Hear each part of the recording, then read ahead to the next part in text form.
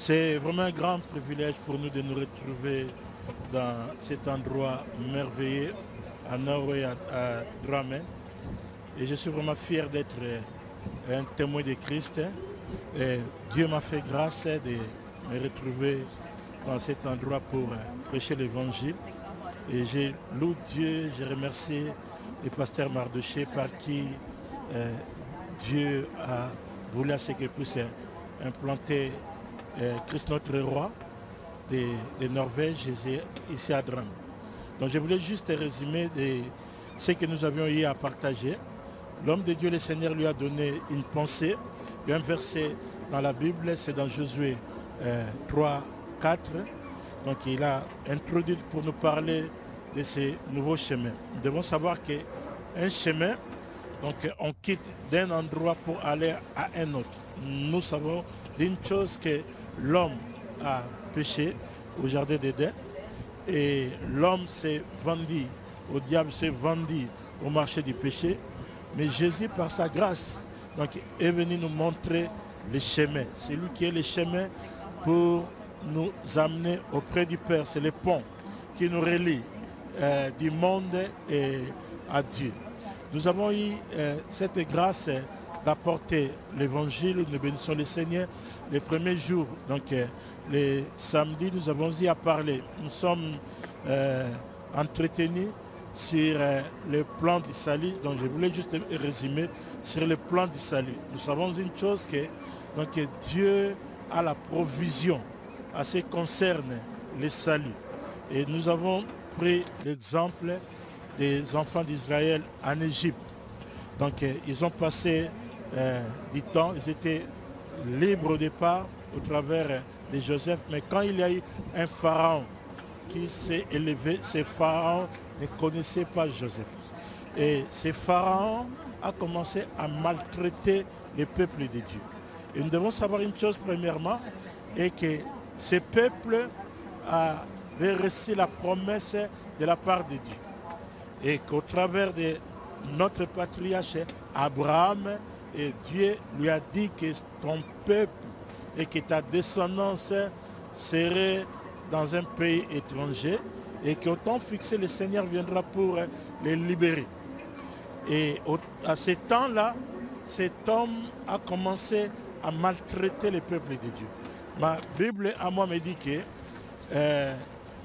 cet homme a décidé, parce qu'il a vu donc, que le peuple était en train de se multiplier, il a décidé juste de finir avec les bébés garçons des mâles. Et à cette époque-là, et que Moïse est venu dans le monde.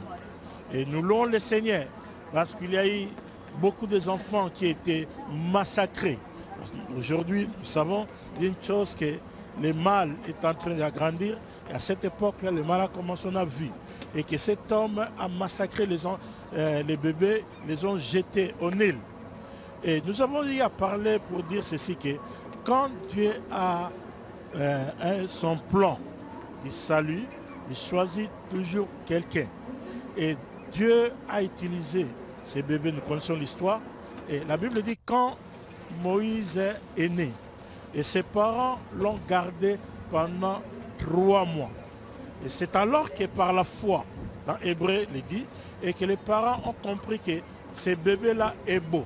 Ils ne pouvaient pas les laisser mourir comme ça.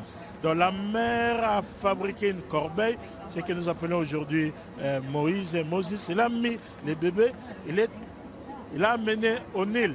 Et je suis entouré ici, je ne sais pas si c'est des fleuves, mais quoi, mais des rivières. C'est vraiment un beau cadre ici en Norvège.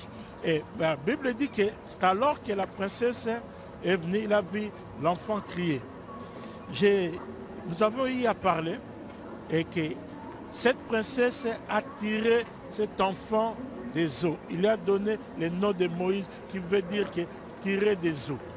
À 3 mois seulement. Et que Moïse a trouvé du job, de l'emploi à sa mère. Et que la maman était payée par l'État égyptien. Et nous avions compris une chose. Et que là où les autres peuvent échouer. Donc Dieu peut faire à ce que toi, mon frère et ma soeur, tu puisses réussir.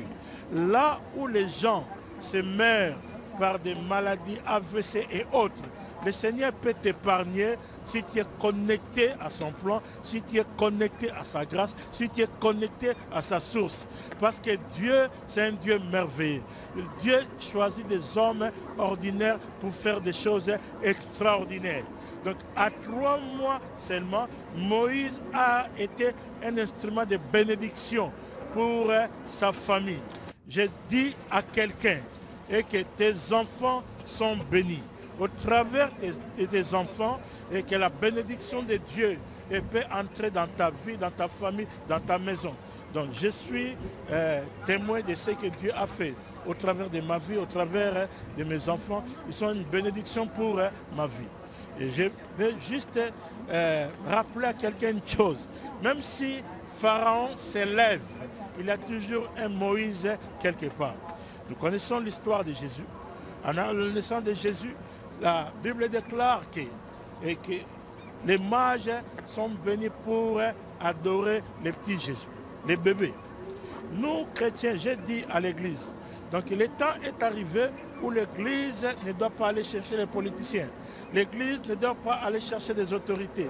Les autorités doivent venir à l'église si nous nous sommes connectés avec Dieu, si nous connaissons les principes de la parole de Dieu. Donc vous voyez l'exemple de Moïse et que la princesse est venue chercher le petit bébé, il lui a donné le nom et l'a amené dans le palais royal.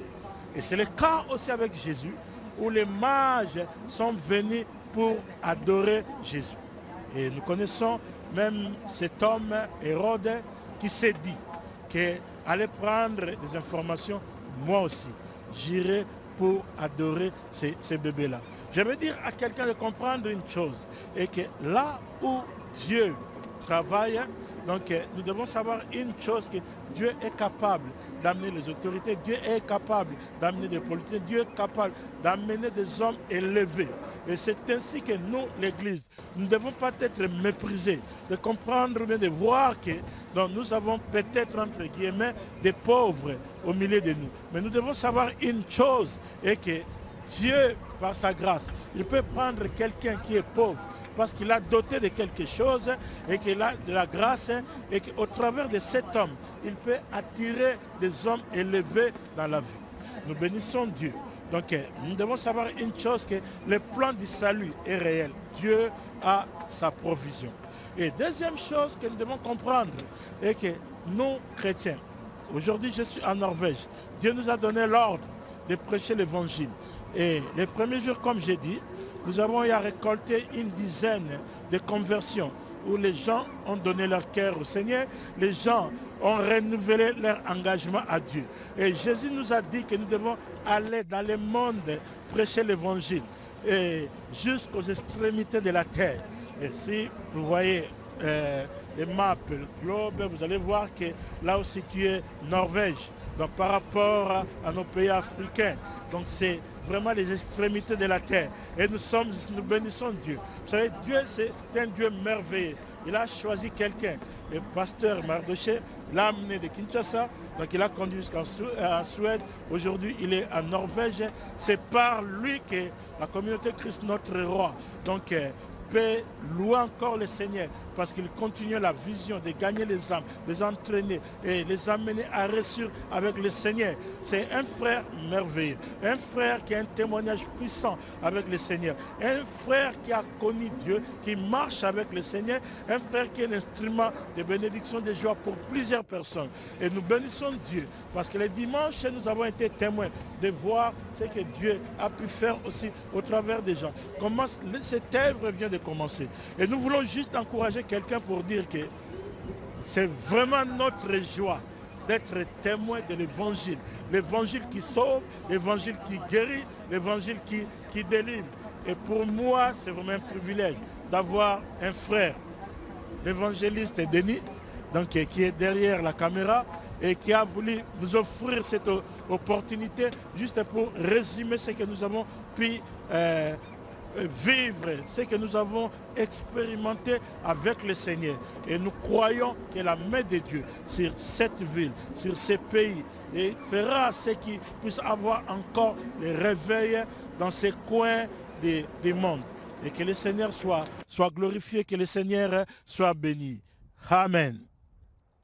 Je suis ici avec mon fils, le pasteur Mardoché. C'est vraiment un privilège, c'est vraiment un privilège. Vous savez, c'est une chose, et que Dieu, comme il a choisi David, de façon que David était méprisé, David n'était pas considéré. Vous pouvez vous retrouver dans une situation où, donc, vos parents vous méprisent, vos parents, votre famille ne vous considèrent pas. C'est le cas même de David. Même ses grands frères ne le considéraient pas. Et cet homme a été méprisé, déconsidéré. C'est l'homme que le Seigneur a choisi. Vous pouvez avoir votre prophète, Samuel. Il n'a pas considéré David parce qu'il est venu dans cette maison. Là, quand il a vu Eliab, il a dit certainement cet homme est l'instrument que le Seigneur s'est choisi. Cet homme s'est trompé cette fois. Votre prophète, votre pasteur ne peut pas vous considérer, mais le Seigneur vous considère. Il s'est retrouvé dans une situation où son roi, Saoul, ne le considérait pas. Même Goliath, son ennemi, ne le considérait pas. Mais le Seigneur l'a considéré. Je voulais juste vous présenter l'homme que le Seigneur a considéré, que le Seigneur a choisi pour propager l'évangile dans ces coins de la terre. Merci, je remercie d'abord mon Père spirituel, apôtre Jean-Claude Lissungui, pour ce privilège aussi de venir ici accepter, de venir planter l'église Christ notre roi ici. C'est lui le visionnaire. Moi je suis sous sa vision. Je suis son fils. C'est lui qui m'a ramassé. Et Dieu l'a utilisé pour que je sois ce que je suis aujourd'hui. Et l'évangile que je prêche, c'est le fruit de son apostolat. Vraiment merci papa pour ce que vous avez fait ici. Je voulais remercier, en profiter et remercier tout le monde qui a répondu dans cette invitation de venir soutenir cette œuvre qui a commencé ici, précisément à Drammen en Norvège. Tout le monde, tous nos mamans et tous nos papas, je vous remercie. Bien-aimés dans le Seigneur, soyez bénis, soyez bénis. Même ceux qui n'ont pas venu, qui ont eu des empêchements, en tout cas, je sais que nous sommes en cœur, que Dieu vous bénisse aussi. Je voulais remercier aussi les hommes de Dieu, tous les hommes de Dieu qui sont venus pour répondre à l'invitation. Particulièrement aussi, je remercie l'évangéliste Denis pour tout ce qu'il a fait. Même dans la sonorisation, c'est lui qui a sémé. Dans l'évangélisation, il a fait tout. Dans les médias, dans toutes choses, les images, c'est lui. Que Dieu puisse bénir cet homme de Dieu, qu'il continue toujours avec cette cœur-là. C'est un homme que j'aime, c'est un couple que j'aime beaucoup, que je porte dans mon cœur. Je remercie tous les apôtres, tous les pasteurs, comme pasteur Josué, je lui remercie. Pasteur Baudouin, je lui remercie. Pasteur Chambouis, je lui remercie. Et puis, pasteur Louboya, je lui remercie beaucoup. Je remercie apôtre Abakouk. Je lui remercie. Je remercie aussi pasteur papa de Sifemfi, papa Théo. Je remercie pasteur papa Théo. Pour ça, je remercie tout le monde. Des chantres, tout le monde, je vous remercie. Odi Kabangou, je lui remercie. Pasteur Tignam avec son tout frère, je te remercie. Et sans oublier notre sœur Jolie aussi, je la remercie de ses soutiens. Et nous savons que notre sœur aussi a un concert le 27 octobre.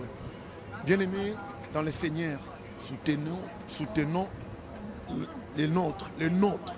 Elle est le nôtre, c'est notre sœur. Nous devons le soutenir. Vraiment amener aussi vos pierres pour apporter que cette vent puisse aller encore en avant. Ce nouveau chemin, nous avons tracé, Dieu a tracé un nouvel chemin. Ne sois pas déçu. Peut-être tu es déçu auprès du pasteur, auprès des frères et des sœurs. Tu es déçu, mais viens, essaye notre Dieu. Essaye cette nouvelle chemin que Dieu a tracé ici en Drammen, précisément en Norvège, banlieue de Oslo.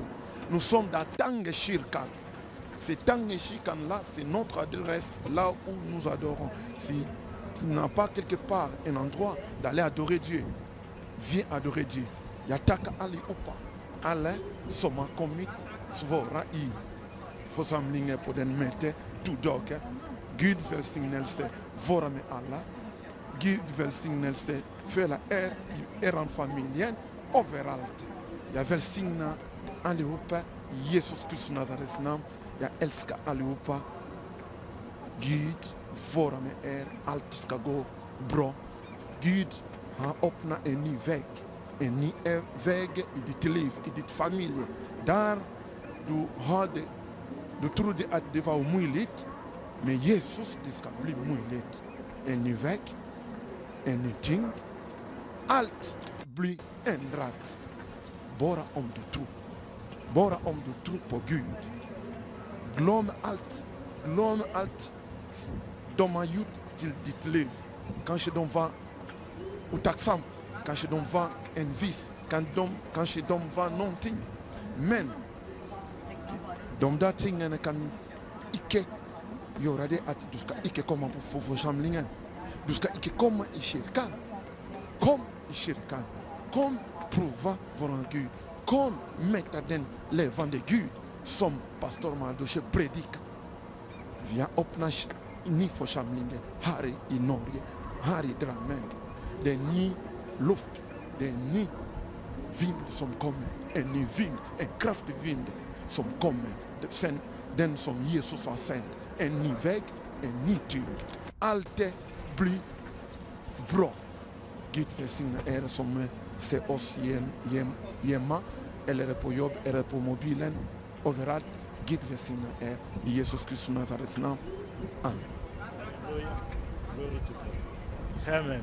Que le Seigneur vous bénisse tous. God bless you.